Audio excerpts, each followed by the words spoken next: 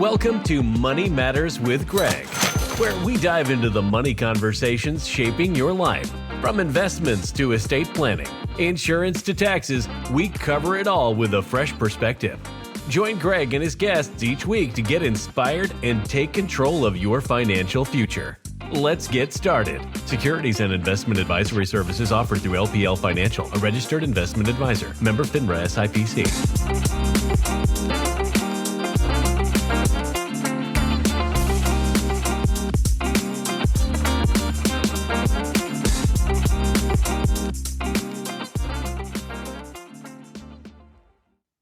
All right, good afternoon and welcome to Money Matters with Greg. I'm Greg Farrell, CEO and president of Farrell Wealth. It's a wealth management firm here locally in Valparaiso, Indiana. It is April 16th. I hope everyone had a good tax day and got through taxes. As we know, April 15th is always a brutal day to get through, but hope you and yours was able to get through it.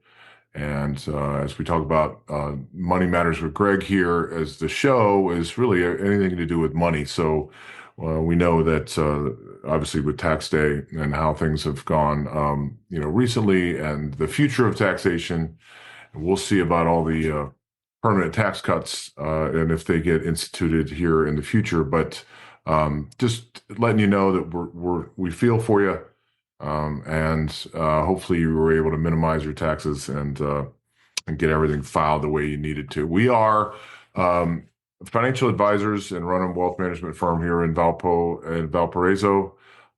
It's a wonderful little town that we have here, and we work with clients and ultra high net worth and high net worth individuals and families throughout the nation, as we typically talk about on this show, which is broadcast on WWII 103.1 FM.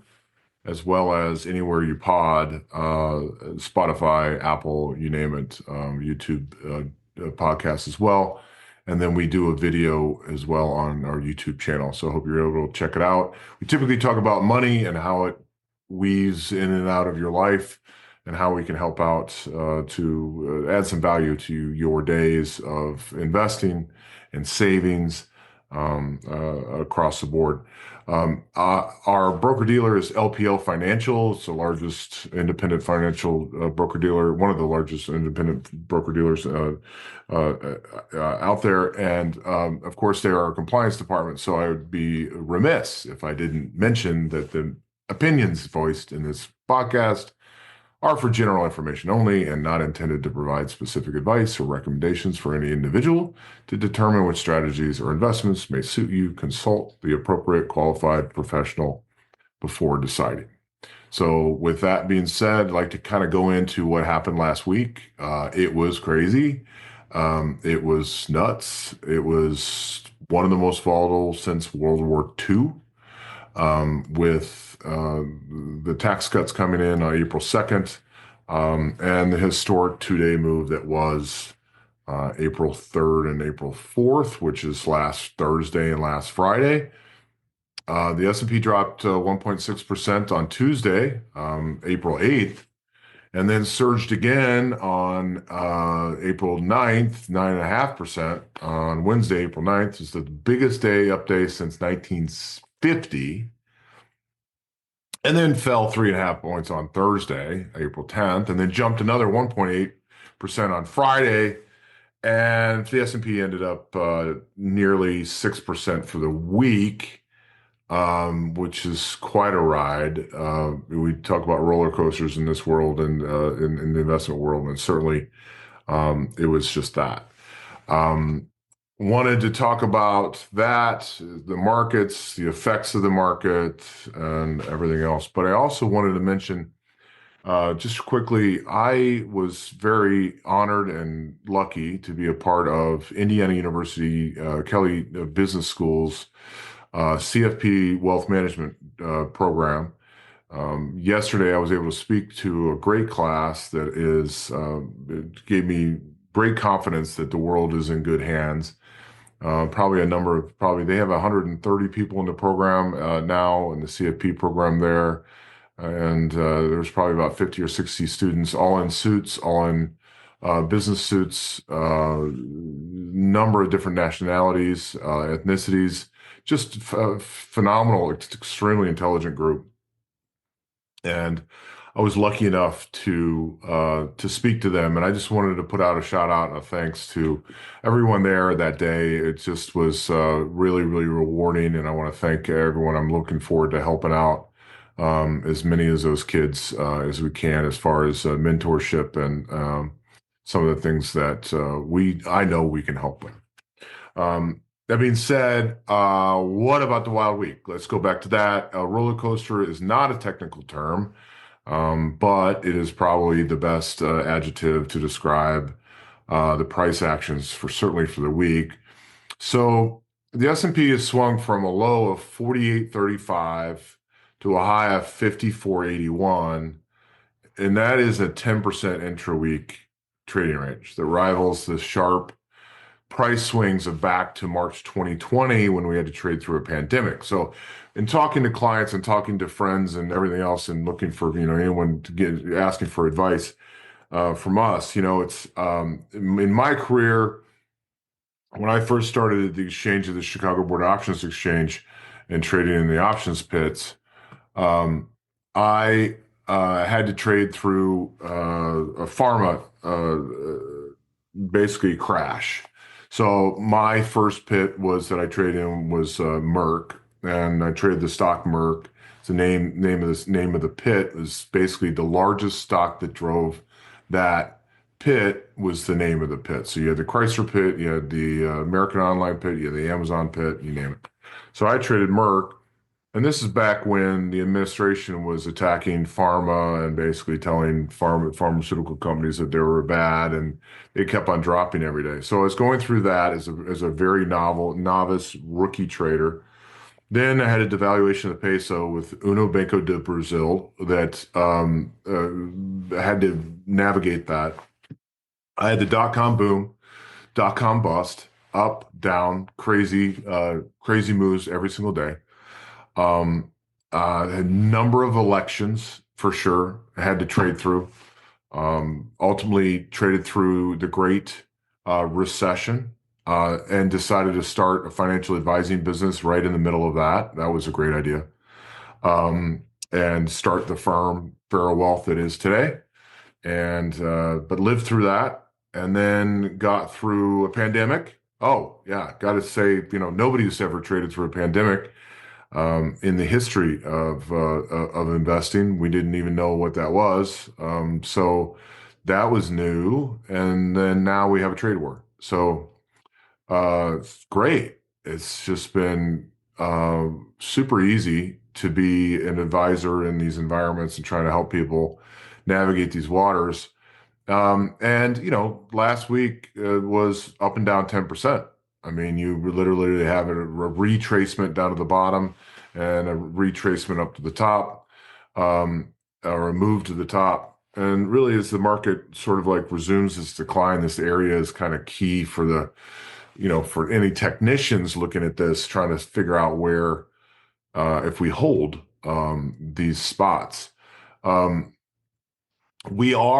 The good news is we are seeing signs of capitulation, which is a magical word in our world, which means that people are freaking out.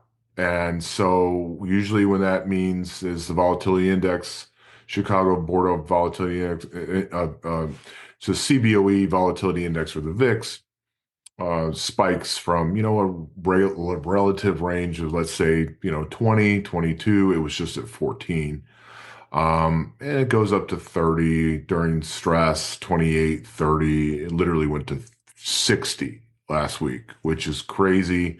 Haven't seen that since the pandemic.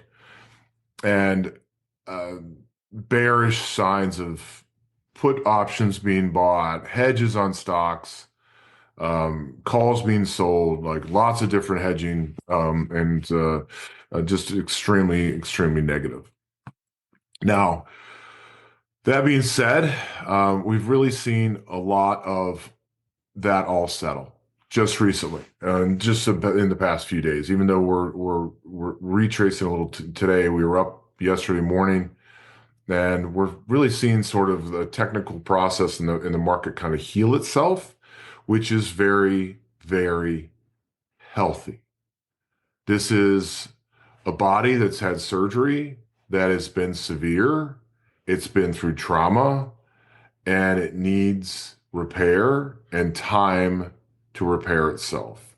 So with that recovery, we're really going to watch for a shift in multiple things that can get going. Um, so if you were to continue with the analogy as far as health goes, but we need to breathe again. We need to get the heart moving again. We need to get up and moving as far as rehabilitation and not sit on the couch and wait for things to get better. So that's coming. That's definitely improving. And we will see as we figure this out. It literally changes every single day. And in the last 5 or 6 days, there's definitely been a massive apathy for don't really want to hear tariffs, don't want to really hear about tariffs. I'm done hearing about tariffs. And, the market's kind of tired of it. And they're just figuring it out because they really haven't changed in the last 4 or 5 days, even though they did there for a bunch of times, every single day or every single hour.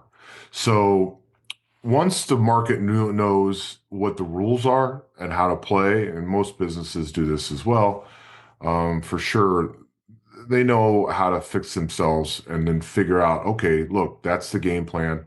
Now we know what to do. This is what our plan is. And, good companies will succeed and will be very, very positive down the line. Again, it is healthy to have a retracement for a bull market. I fully think that we still are in a bull market, even though with a 10% retracement, it looks like we went into a bear market.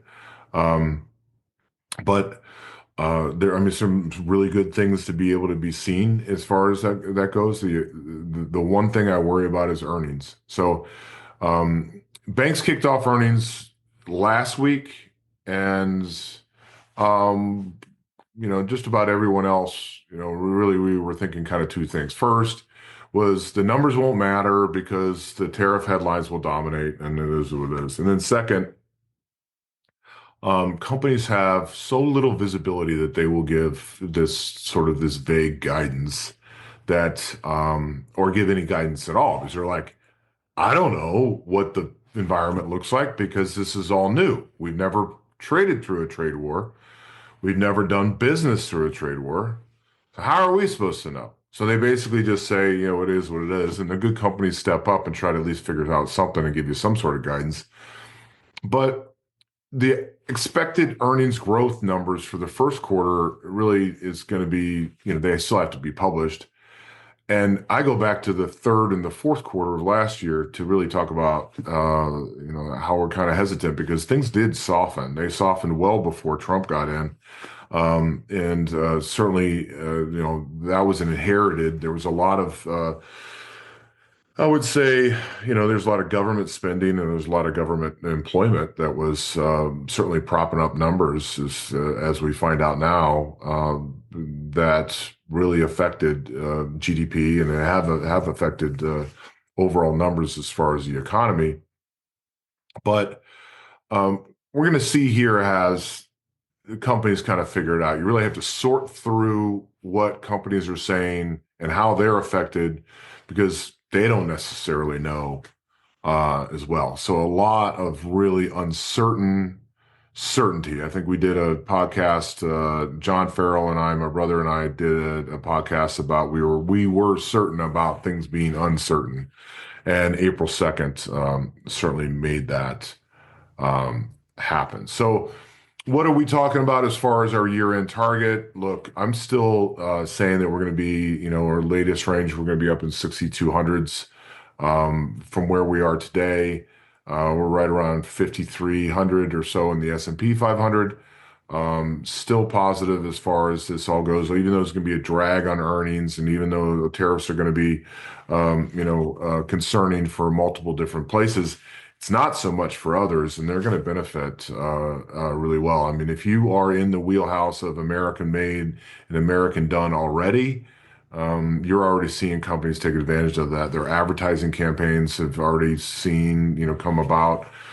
I mean, it was just what, 14 days ago that this all happened. So it's interesting to see how fast companies are taking advantage of the fact that if they are American made and American assembled, that they're confident that they will benefit.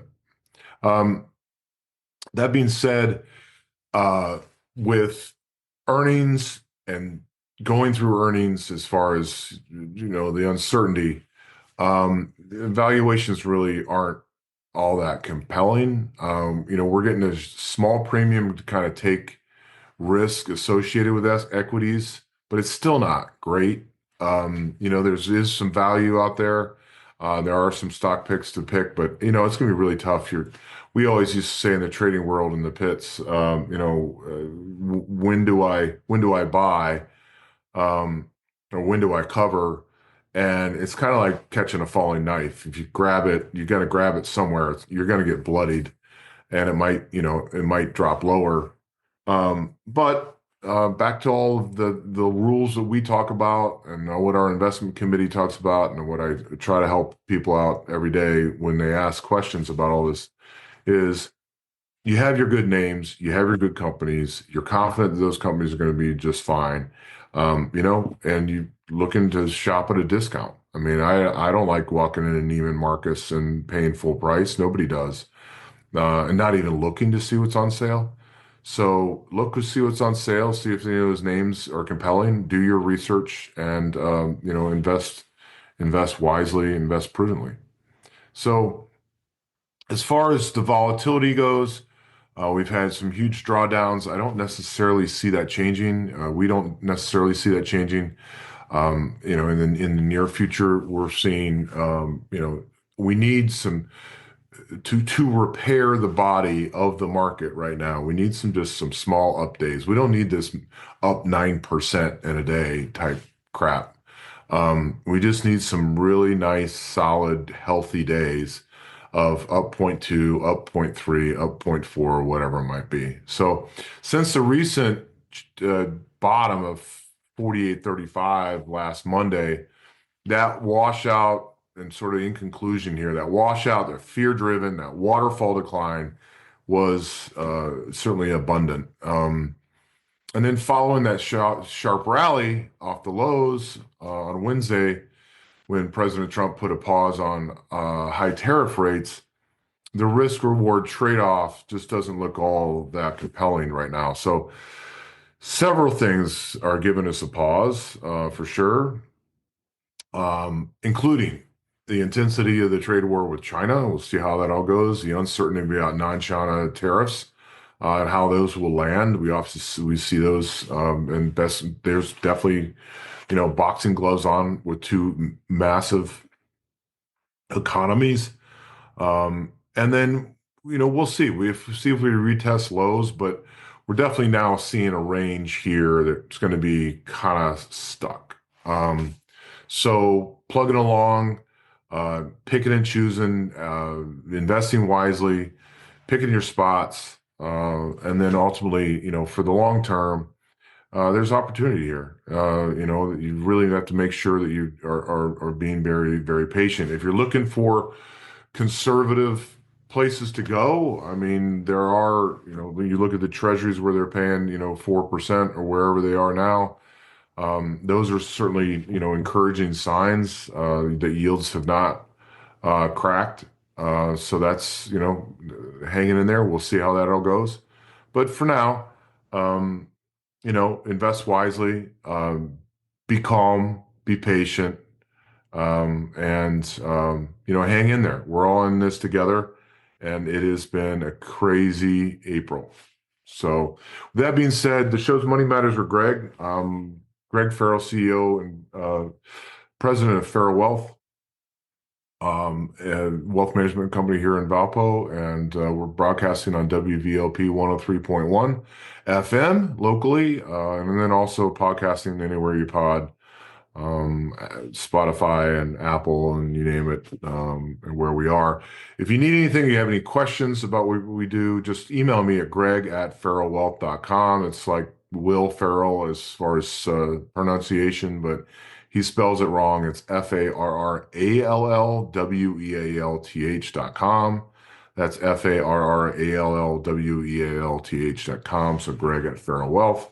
You can also find us on any of our socials on Instagram, LinkedIn, Facebook, and X as well. So reach out to me. Love to hear from you. And I'd love to have some questions. If you have any questions that you want to be able to talk about. Next couple of weeks, we're going to sort of try to pivot away from the market talk if we can. It has definitely absorbed us here in the last month or so, without a doubt. We're hoping that we get a chance to get you some other things to talk about that can help you with your wealth and help you with increasing your wealth on a daily basis. So we'll be bringing that to you too. We also have a number of guests we're trying to bring to you as well. But thanks again for listening and being a part of this. Carry on, be patient, and invest wisely, as we always say. Thanks again. We'll see you later. Thanks for tuning in to Money Matters with Greg. We hope you gained some valuable insights today. Remember, your financial journey is personal, but you don't have to go it alone. If you enjoyed the show, be sure to subscribe and share. Until next time, here's to making your money work for you. Securities and investment advisory services offered through LPL Financial, a registered investment advisor. Member FINRA SIPC.